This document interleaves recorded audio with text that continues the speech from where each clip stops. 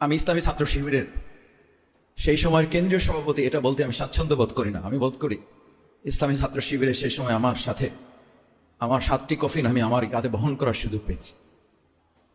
8টি কফিনের জন্য আমরা প্রস্তুতি নিয়েছিলাম। আমান ভাই, আমাদের একজন ভাই এখনো বেঁচে আছে, বাংলাদেশ জামাত ইসলামের তৎকালীন আমির, এবং তিনি তখনও মন্ত্রী, শহীদ মাওলানা মতিউর রহমান নিজামী ভাইকে আমি ফোন করে বললাম, আমাদের 8টি শহীদের কফিনের জানাজা হবে, আপনাকে থাকতে হবে।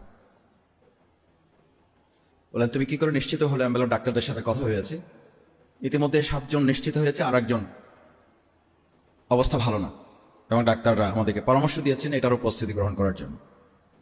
আমান ভাইকে আমরা দেখে এসছি, হসপিটালে দেখা শেষ করে আমরা ফিরে আসলাম। ফিরে আসার পর আমরা যখন কফিন সব প্রস্তুত করে, আপনারা মাওলানা দেলোয়ার হোসেন সাইদি রাহিমাহুল্লাহ সেদিন বক্তব্য দিয়েছিলেন মগবাজার আমাদের কেন্দ্রীয় অফিসের সামনে, সেই বক্তব্য এখনো ভিডিওতে পাওয়া যায়। 2006 সালে 28 অক্টোবর এই শহীদের বন্যী শিখা শেখ হাসিনা শুধু নয়, বাংলাদেশের প্রত্যেকটি ফেসিবাদের জন্য এক একটা জ্বলন্ত অগ্নিগিরি হয়ে বাংলাদেশে ইসলামের জন্য এই রক্ত কাজ করবে এবং এই রক্ত বিজয়ী হবে। আমার মন পড়ে, আমি তার পাশে দাঁড়িয়েছিলাম। তৎকালীন মেয়র সাদেক হোসেন খোকা মরহুম, তিনি পাশে ছিলেন, অন্যান্য নেতৃবৃন্দ ছিলেন। সম্মানিত ভাইয়েরা, সেই শহীদ পরিবারের সদস্যবৃন্দ এখানে আছেন। আজকে এটা ট্র্যাজেডি ঠিক, আমি আজকে শুধু শহীদ পরিবারের এই মুখগুলো দেখতে এসেছি যে ওনারা কতটা আনন্দিত।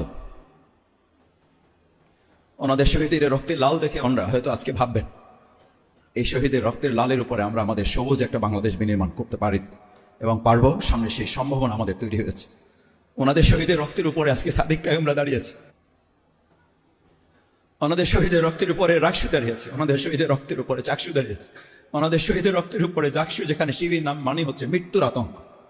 এটা আপনাদের প্রাপ্য, আপনাদের সন্তানদের জীবন রক্তের প্রাপ্তি, এটা আর কিচ্ছু না।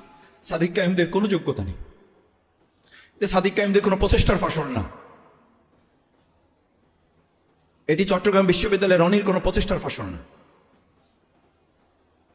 রাজশাহী বিশ্ববিদ্যালয়ের ভিপির কোনো কৃতিত্ব নেই, ইসলামী ছাত্র শিবিরের জাহিদেরও কোনো কৃতিত্ব নাই। এটা ছাত্র শিবিরের কেন্দ্রের শহীদ জাহিদ নিজে বলেছে, সে কথাটাই আপনাদেরকে বলছি। আমাদের কারো কোনো কৃতিত্ব নেই। আল্লাহর একান্ত দয়া, তার মেহেরবানি এবং আপনাদের সন্তানদের রক্তের বদলা হচ্ছে আজকের এই উন্মুক্ত মাঠে ইসলামী ছাত্র শিবির। কথা বলতে পারছে না, শুধু এক বড় অর্জন নিয়ে আপনাদের সামনে আল্লাহ তাআলা আমাদেরকে হাজির হওয়ার তৌফিক দিয়েছেন। আমি আজকে আপনাদের সামনে একটা কথা বলি, শহীদ পরিবার সদস্যবৃন্দ, আল্লাহ তাআলা যে পর্যন্ত আমাকে নিয়ে এসেছেন তার ওয়াদা হচ্ছে ওয়ায়াত্তাখিযা মিনকুম শুহাদা। সূরা ইমরানে পরিষ্কার ঘোষণা হচ্ছে তিলকাল আইয়ামু নুদাবিলুহা বাইনান নাস, তিলকাল আইয়ামু নুদাবিলুহা বাইনান নাস। আল্লাহ মানুষের এই ইতিহাসের পরিবর্তন পরিক্রমা এটা করবেনই, এবং কি কারণে করবেন আল্লাহ তাআলা সেটি জানাচ্ছেন। ওয়ালি আলাম